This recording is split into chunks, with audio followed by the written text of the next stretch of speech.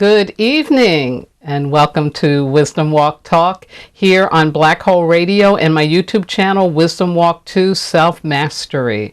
I am your host and guide, Jojo Maria and Saroma. Now, March is the first of two nature months in this water year that opens a new age for the evolution of humanity with mind-blowing breakthroughs that will burn away that which is now archaic, out of date, expired. My theme this month is New Beginnings. Through 3 live radio broadcasts and accompanying videos, I will provide wisdom and insights on how the time of COVID, combined with the Age of Aquarius, has brought deep revelations of truth, amazing opportunities for reclamation of joy, and conscious rejuvenation, beginning tonight with a new lifetime. But first, just a reminder that if you're listening to the broadcast live over the phone, you can over the internet, and you have problems with your connection, you can listen to it over the phone at this number, which is 563-999-3089. Also, any questions, comments, you can do that, which I'm flashing on the screen right now if you're watching on YouTube, which is my Facebook page and group, Wisdom Walk Radio and Wisdom Walk Supporters, or my website, which is www.wisdomwalktoselfmastery.com. But right now I ask and invite you to sit or lay back and join me for an exploration of the inner landscape where we can connect to our soul and discover and remember the truth of being human. March, wow, it's like the gateway month to the change in the year. It's the change of season month. We're going to come into the vernal equinox. It's a month that leads up to some major holy holidays, and in certain parts of the world, it's also a time when there is daylight savings time. So it's a really interesting month. It's also a time of spring. You know, it is in March when we begin to see some of the flowers that let us know, yeah, the earth is, what your part of the earth is warming up, but it's also a time of fall if you're in the southern hemisphere. So again, March really is this pivotal month of a great change. And so I want to start off, as always, by honoring the ancestors. And March is also Women's History Month. And so it's a wonderful opportunity to be more mindful, considerate, and conscious of women and the women in your life. You know, for many decades and centuries, women were considered property of men. And it is taking a long time, because we're still moving out of that belief system and into women being full human beings with the right to have life, liberty, and the pursuit of happiness, just like men and anybody else who is here on this planet. And so take time, if you will, and think about the women in your life who are no longer here. They can be blood related or not, but women who you admired, or women who made a great contribution to your growth, to your journey, to your evolution. And I'm going to call on them right now, say their names out loud. They really love that. And we're going to honor our female ancestors. Creator, Mother, Father, God, Source, all the one, all that is. We thank you. We thank you. We thank you. We thank you for the blessing of the female ancestors. And so, Creator, I'm calling out to those great emissaries with your love and support, saying, ancestors, ancestors, ancestors, those of you who gave birth to all of us, those of you who took on the pains of the world, those of you who provided nurturing, who provided food, who provided the love, the care, the support, the feminine wisdom, we are calling on you, because truly we are in a time, in a place in humanity where we need to embrace more of our feminine intelligence and include that and integrate that into our cultures, our institutions, and our beliefs about ourselves. And so we're calling on you We're asking and thanking you for your love, your guidance, and your direction as we, as humans, continue to open up to learn about and embrace all of who we are. So thank you, thank you, thank you, female ancestors. We are so grateful for you, and Creator, as always, we thank you for the blessing of these ancestors. In the name of all that is holy, I say amen. Ashe aho asa shinga bismillah. And so it is. Ashe.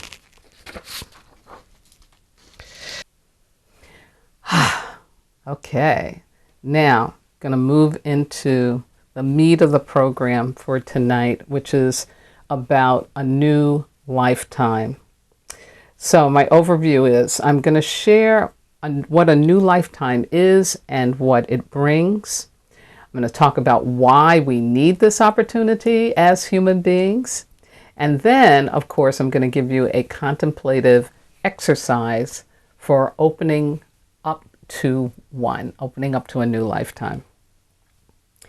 My quote for tonight comes from Robert Fritz, who wrote a really mind-expanding book for me and many others called The Path of Least Resistance.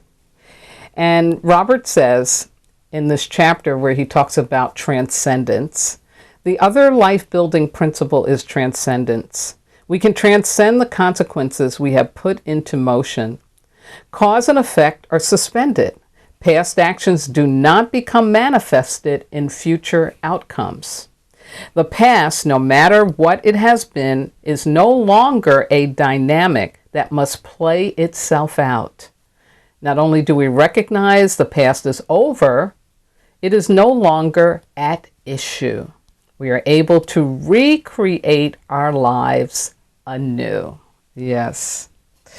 So, a new lifetime. I am, as many of you that connect with me know, a big fan of Lord of the Rings and the Marvel Universe and any kind of fantasy movie where I can pull from it archetypes and other psychological things to help with healing and growth. And so there's this wonderful, wonderful piece in the book, and definitely done well for the film of Lord of the Rings. And it comes up in the second movie of The Two Towers, and it has to do with Gandalf. And it's Gandalf who we meet in the woods, in the old forest, and he's been changed. And he's dressed in this beautiful white robes and introduces himself as Gandalf the White. And before that, he was Gandalf the Gray, which is what they call him. And he stops and he's like, yeah, that's what they used to call me, but I ain't that no more. I'm Gandalf the White now, and I got some business to do, you know. It's just a beautiful, beautiful image of this stepping into a new lifetime. So here are some characteristics. You know you have evolved, transcended who you previously believed yourself to be. Yeah. You don't look or feel or dress the same as you did before. You present yourself as new, and the belief is so solid that no one questions you. I had another new lifetime. I've stepped into one right now. I totally am very conscious of that. But the other significant one that I stepped into was back in 2000. The year 2000, and it's when I got initiated into being a wisdom keeper for the Dagara Medicine Wheel. And I received my spirit name in a very, very spiritual way. And so when I came back from this initiatory experience, I shared it with my group of friends. And because I so was clear and I knew I had shifted up into something more aligned and real with who I really was, nobody ever questioned me. Nobody said, aren't you Maria? What happened? No, I'm Jojaphat, you know. But it was never that. I just said, I'm now Jojaphat. It's my name. And they were like, okay. So in Jojaphat. And so again, when you step into a new lifetime, again, your belief system about it is so powerfully grounded in truth. Nobody questions you. So if you adopt a spirit name, or you just out of the blue say, I think I call myself this now, and you haven't been through the process to step into a new lifetime, it's not going to work. It's not going to work. That's why you never, never ask for a new name without knowing that you're asking for some huge transformation to come into your life. Yeah. Yeah. So it's better to wait till transformation happens and then say, okay, can I have a new name? Anyway, another huge characteristic is that you step more deeply into your true, authentic self and your love and appreciation of life. Yes.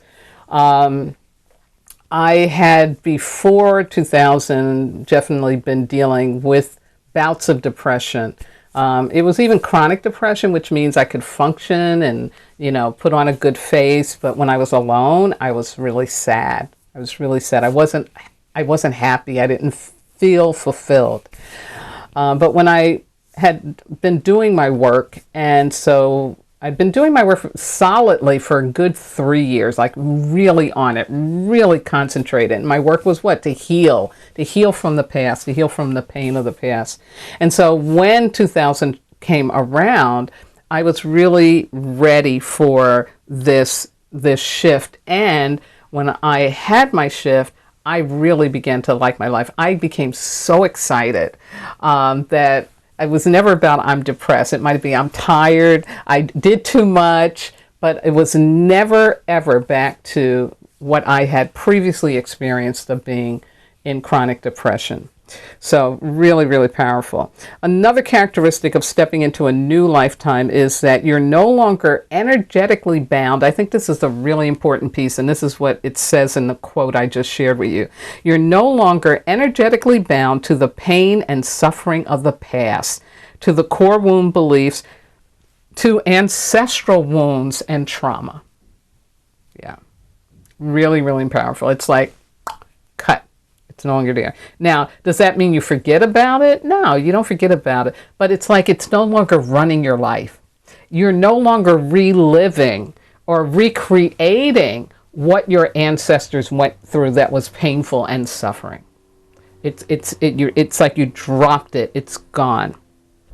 Now, you also have no more resentment, no more guilt, blame, shame about people or situations from your past, because you're liberated from having to live through those former blocks to your joy and your happy endings in life, or your fulfillment in life.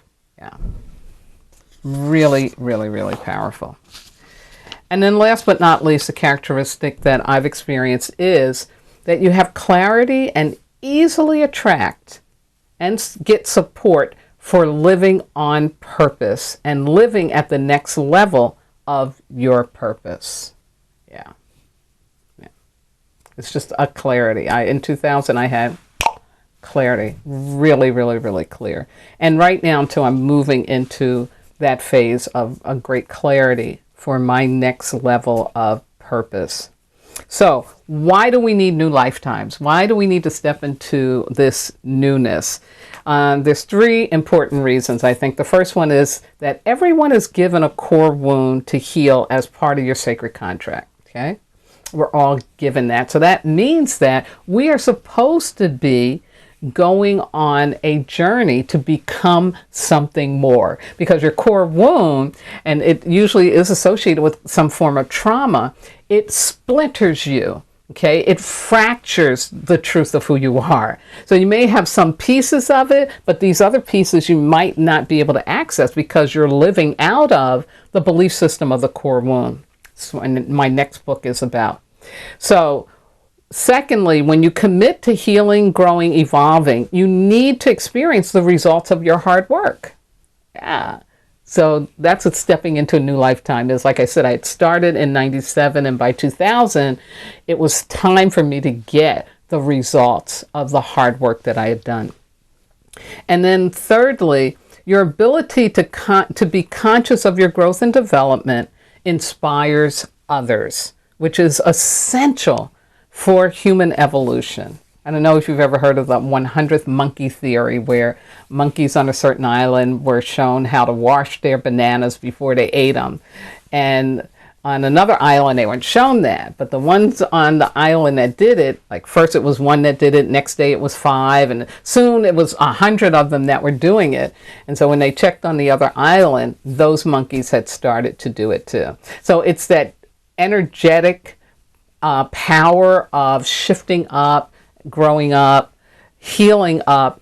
And so that's why it's important that we do allow ourselves to step into our new lifetimes and as consciously as we possibly can. So this is my contemplative exercise for you this week to help with that, to grow your consciousness. Right before going to sleep, or when you're just waking up, allow yourself 15 minutes every day for a week to envision living happy and fulfilled in your biggest and wildest dream. Yeah, the biggest and the wild. I mean, like, go for broke. Like, not something you think right now how you can figure it out. No, it can't be figured out. It just has to be your biggest and wildest dream. Now, if you don't have one, get one. Get one, because it lives inside of you, and you just need to get still enough or watch enough movies so that you can be reminded, like, oh yeah, I want that. I want that. Yeah. And the wanting isn't just about things, material. I'm not talking about that, but I'm actually talking about a lifestyle, an experience of life that you are dreaming about. So, and what you're going to do with the envisioning is you're going to experience the dream with your inner senses by imagining sounds, imagining smells, imagining taste, and imagining feelings. Yeah.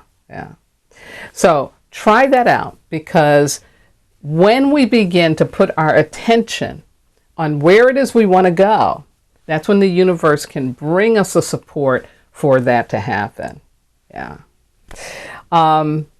Next week, I will give you some more about what helps us actually enter into a new lifetime, because sometimes too we get placed in it. It wasn't kind of on our radar screen, but we wake up and it's like, oh man, something's really shifted. And I'll talk to you more about that too, of how we can become conscious that things have shifted and embrace that change as, oh, I'm stepping into a new lifetime. Yeah.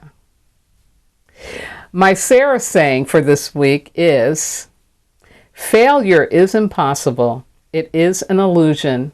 Nothing is a failure. Everything moves the human story. Hence, the progress of evolution forward. Everything advances you on your journey. Ashe. So I'm closing out tonight with saying great thank you to my wonderful engineer, Miss Yvette Park. And also, tomorrow is her birthday. Happy birthday, Yvette! And I just had my birthday on March the 3rd, and it was spectacular. And it wasn't like I had a party. There was nobody else around. But people reached out to me. The phone was off the hook. Text, Facebook. It was greetings. I spent hours just connecting back with people quickly, or I did have a couple of really loving conversations with some family members and friends, but it was just a day of really being conscious of all the people in my life who I'm connected to and how loving they are. So it was a day of receiving love. So I wish you the same, Yvette, a day of receiving love. I also want to shout out to all my regular listeners out there, and those of you who have and are wisdom walking with me, and you know who you are. To my family on both coasts, to my spiritual kin everywhere, my transformational leadership colleagues like Ms. Amanda Kemp, my medicine brothers and sisters around the world, and those who are listening or watching for the first time. Thank you. I couldn't do this without your support. Now, next week, again, I will continue New Beginnings with learning and letting go. Yes. The book, Wisdom Walk 2 Self-Mastery, Ancient Wisdom for Transforming Pain, available on Amazon, Kindle, Barnes & Nobles, Walmart, and even on some other foreign book sites that I've come across online. So you should still be able to get hold of it. If not, let me know and I can fix that. And then last but not least, I want to thank my God, my ancestors, my spirit guides and loving entities, everything that walks with me, keeps my head to the sky, my feet to the ground, and my heart open to do this important work with and for all of you. Now, please have a very safe and happy Water Week coming up. Remember, yes, the vaccines are starting to roll out. The Johnson one, you only have to have one shot. But folks, we are not out of the woods. As long as there is one state, one country that lets down the guards and doesn't enforce the use and the wearing of masks, doesn't help people learn the science safety, we are still in trouble. I just had some family members that went to a party thinking it would be really safe, and 3 of them came down with COVID. So this virus is no joke. There are variants out there. Don't let down your guard. Practice science safety, not perceived safety. This virus is tricky. They're still learning about it. We don't really know all and everything. So let's not act like we've won yet. We haven't. We need to continue to take things slow, but we also have to accept that, you know, there's still people not on the bandwagon, and that's unfortunate. But please, again, wash your hands, practice social distancing, wear your double mask, wear a filter in your mask, and really, really practice social solidarity, meaning consider other people and not just yourself in terms of taking risks with this virus. Yes. And so, having said all that, I want to remind you that most importantly, and that's why you should be practicing science safety, you are not disposable. You are, in fact, divine. Good night now.